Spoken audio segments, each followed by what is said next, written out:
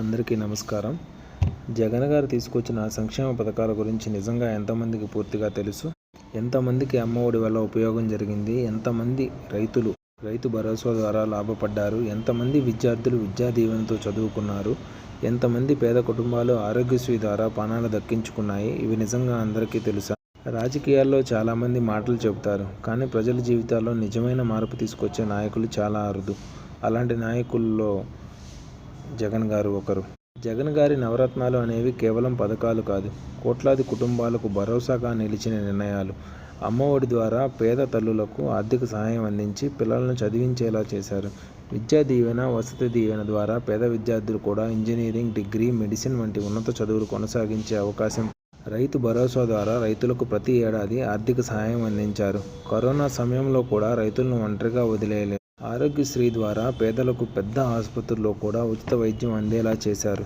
చాలా కుటుంబాల్లో అప్పుల్లో పడకుండా కాపాడారు. చేయూత, ఆసరా, కాపు నేస్తం వంటి పథకాల ద్వారా మహిళలకు ఆర్థికంగా అండగా నిలిచారు. వృద్ధులు, వికలాంగులకు పెన్షన్లు పెంచి ప్రతి నెలా సమయానికి అందించారు. అలాగే నాడు నేడు కార్యక్రమం గురించి ప్రత్యేకంగా చెప్పాలి. ఒకప్పుడు ప్రభుత్వ పాఠశాలలు అంటే చాలామందికి సరైన సౌకర్యాలు లేని స్కూల్ అనే భావన ఉండేది. కానీ జగన్ గారి ప్రభుత్వ పాఠశాలల రూపురేఖలనే మార్చేసింది. కొత్త బెంచీలు, మంచి క్లాస్ రూమ్లు, ఫ్యాన్లు, toilets, digital coaching, English medium, పిల్లలకు అవసరమైన అన్ని సౌకర్యాలను తీసుకొచ్చింది. పేద పిల్లలు కూడా ప్రైవేటు స్కూల్ స్థాయిలో చదవాలి అనే ఆలోచనలో నాడు నేడు కార్యక్రమాన్ని అమలు చేసింది. గ్రామ సచివాలయాలు, వాలంటీర్ వ్యవస్థ ద్వారా ప్రభుత్వ సేవలను ప్రజల ఇంటి దగ్గరకు తీసుకొచ్చారు. ఇవి మనం చెప్పుకునే కథలు కాదు, ప్రజల జీవితాల్లో జరిగిన నిజాలు. ఇంకా కరోనా సమయంలో అయితే జగన్ గారు మన రాష్ట్రాన్ని ఎంత జాగ్రత్తగా చూసుకున్నారు అనేది మీ అందరూ ఒకసారి గుర్తు తెచ్చుకోవాలి. ఏమీ చేయకుండానే గొప్పలు చెప్పుకునే ఈ రోజుల్లో అన్నీ చేసి కూడా మనం సరిగ్గా చెప్పుకోలేకపోతున్నాం. మన పని ఎవరినో విమర్శించడం కాదు, ఎవరి గురించో అబద్ధాలు చెప్పడం కాదు, ఎవరెవరినో తిట్టడం కాదు. ఇలాంటివన్నీ మనం మానేసి మనం ప్రజలకు నిజాలు చెప్పాలి.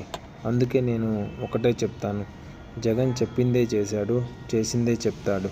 ఇంకా వచ్చే వీడియోల్లో జగన్ గారు ఉన్నప్పుడు ఎన్ని కంపెనీలు వచ్చాయి, ఎలాంటి డెవలప్మెంట్ జరిగింది, రాష్ట్రానికి ఎంత మేలు జరిగింది, ప్రజల కోసం ఎంతగా పనిచేశారు అన్నది కూడా పూర్తిగా మాట్లాడుకుందాం. నిజాలు, వివరాలతో ఒక్కో విషయం మీకు నేను వీడియోల ద్వారా చెప్తాను. మన వైఎస్ఆర్ గారిని గౌరవంగా గుర్తు చేసుకుందాం. మన జగన్ గారికి బలంగా మద్దతుగా నిలుద్దాం.